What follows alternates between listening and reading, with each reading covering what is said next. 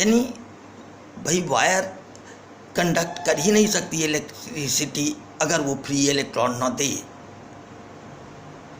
और non metal are those who take the electron, it means all the electronegative elements who accept the electron, they are non-metal. It means one, first, second, third group, in which outermost cell 1 electron, 2 electron, 3 electron are present, are metals, and 15, 16, 17, yeah, 5th, 6th, 7 and 4, they are non-metal. They generally requires to take the electron. Now the question arises, supermetal, metal, what will be the classification? We have seen that sodium burns in the water. The question may be asked, why it burns? Because the ignition temperature of sodium is very less.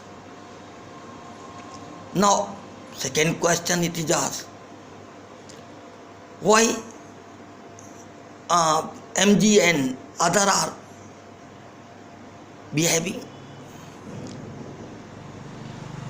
and some of them reacts with even with the cold water, lithium, sodium, potassium, and some with the hot water like the Mg, Ca, etc., calcium,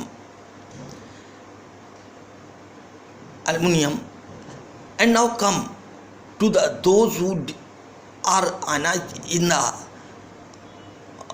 you can say, steam. Mean 3 condition पर है, और condition क्यों है? Magnesium को देखिए, wire को जलाना पड़ता है, थोड़ी देर तक हीट देनी पड़ती है।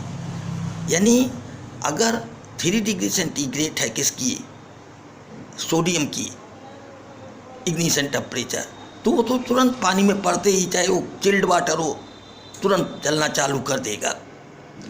मैग्नीशियम और जो हैं जिनमें नंबर ऑफ इलेक्ट्रॉन बाहर बढ़ते गए, उतने न्यूक्लियर चार्ज भी तो बढ़ता गया, न्यूक्लियस में प्रोटॉन भी तो बढ़ते गए, तो अट्रैक्शन ज़्यादा होगा, इसलिए इलेक्ट्रॉनों को आयनाइज करना बहुत कठिन है।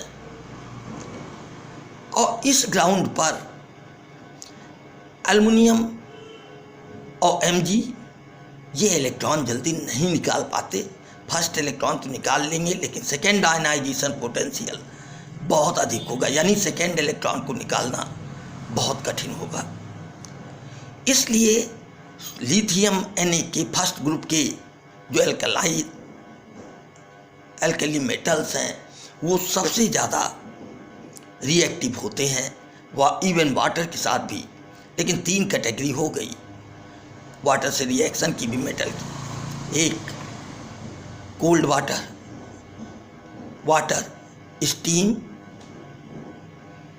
स्टीम में कॉपर और जिनके मॉलिक्यूलर वेट अधिक हैं, एटॉमिक नंबर अधिक हैं, वो उस कैटेगरी में आ जाते हैं। अब हम बात करें अगर why sodium is the softest metal which we can cut by knife, the reason is very clear. बेटे एक कदम याद रखो, जो 8वें में पढ़े हो, 8th में, malleability, sonorous, lustre and you can say ductility and all the property कि वायर को हम क्या कर सकते हैं, मेटल को खींच सकते हैं, मेटल से चद्दर बना सकते हैं, इवन 1 ग्राम गोल्ड से 2 किलोमीटर लंबा तार खींचा जा सकता है, और इसी से कई बड़ी अट्रैक्टिव डिजाइन की अंगूठियाँ बन जाती हैं सस्ते में। अब क्वेश्चन ये राइज करता है कि नाइफ से वो क्यों कट कर जाता है? क्योंकि जहाँ पर मेटलिक बॉन्ड या हार्डनेस कम होगी वो सॉफ्ट होगा। और मेटलिक बॉन्ड बनता कैसे है कि Na के जो एटम्स हैं किसी तार में या किसी भी चीज़ में, पीस में सोडियम के, एक क्या करता है, Na इलेक्ट्रॉन एक देता है दूसरे को, तो एक बन जाता है इलेक्ट्रोपॉजिटिव, दूसरा बन जाता है इलेक्ट्रोनेगेटिव, फिर वो एक्सचेंज करता है पहले वाले को, तो वो बन जाता है इलेक्ट्रोपॉजिटिव एंड दूसरा वाला बन जाता है इलेक्ट्रोनेगेटिव, और प्लस माइनस में क्या होगा, अट्रैक्शन होगा ही, और इस तरीके से वो वायर बना है। लेकिन जब एक इलेक्ट्रॉन का साझा है तो वो वायर कमजोर है। अगर हम सेकेंड थर्ड की बात करें तो उसमें क्या है, नंबर ऑफ इलेक्ट्रॉन बढ़ गए, तो 3 गुना इलेक्ट्रोनेगेटिविटी डिफरेंस हुई कि 3 नेगेटिव और 3 पॉजिटिव का अट्रैक्शन फोर्स लगेगा, यानी हार्डनेस बढ़ती चली जाती है एटॉमिक नंबर के साथ साथ।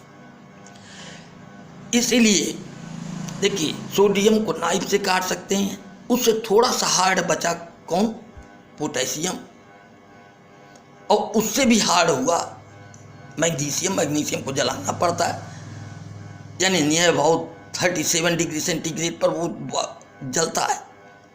तो क्यों, क्योंकि उसकी हार्डनेस बढ़ गई, 2 इलेक्ट्रॉन का पार्टिसिपेशन है मेटलिक बॉन्ड बनाने में। यही एक चीज़ें नहीं, कई चीज़ों पर क्वेश्चन आते हैं। जितनी भी प्रॉपर्टीज है, चमक है, सब कुछ है, चमक और मेलेबिलिटी, डक्टिलिटी, जिससे कि वायर और शीट में बनाया जा सके, ये सब प्रॉपर्टी डिपेंड करती है हार्डनेस पर। क्यों, याद करने के लिए सही है, क्योंकि diamond is giving more shine as compare to other, although it is not metal, perfect metal. The reason is very clear, because it is the hardest material. It means scattering of light occurs, which illuminate to our eye, जो आँख को चकाचौंध कर देती है, यानी कोई भी लाइट पास नहीं होने पाती, और हार्डनेस पर ही डिपेंडेंट करेगा सब चीज़ें। और इसी तरीके से पूछा ये जाता है कि सीजियम और गैलियम ऐसे 2 मेटल हैं जिसको कि हथेली पर रख लो तो वो गायब हो जाते हैं, उड़ जाते हैं, जस्ट लाइक सबलाइम्स। ऐसा क्यों,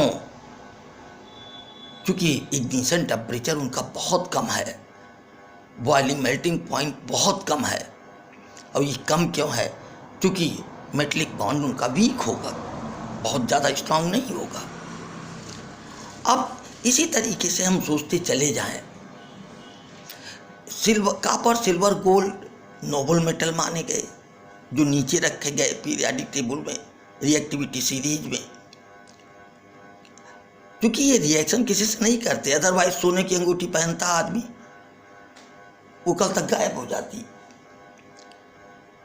है कि नहीं, क्योंकि ऊपर के जो सोडियम, लिथियम और ये सब मैग्नीशियम और के पोटेशियम, ये सब हैं जो रिएक्टिविटी सीरीज में, ये बहुत रिएक्टिव है, और नीचे वाले रिएक्टिव नहीं हैं, और इसीलिए उसका गोल्ड बनाया जाता है। और केमिस्ट्री में ऊपर वाला एलिमेंट हमेशा भारी पड़ता है नीचे वाले पर, और यही कारण है जिंक क्या करता है, H2SO4 से H2 को खदेड़ देता है, भगा देता है, और खुद बॉन्ड बना लेता है, ZnSO4 बना लेता है, वो H2 गैस देता है। फिर यहाँ पर भी एक्सेप्शन क्वेश्चन बनते हैं। Today in this lecture I am giving you exceptions only. इसमें एक्सेप्शन ये है कि कॉपर अगर हम रिएक्ट कराएं डाइल्यूट एसिड से तो HCl और H2SO4 से ये रिएक्शन कभी नहीं करेगा।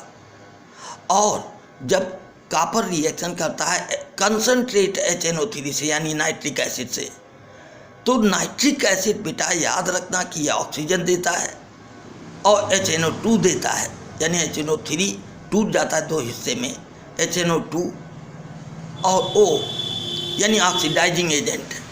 वो ऑक्सीजन HNO2 के 2 हाइड्रोजन को ऑक्सीडाइज करके H2O बना देता है।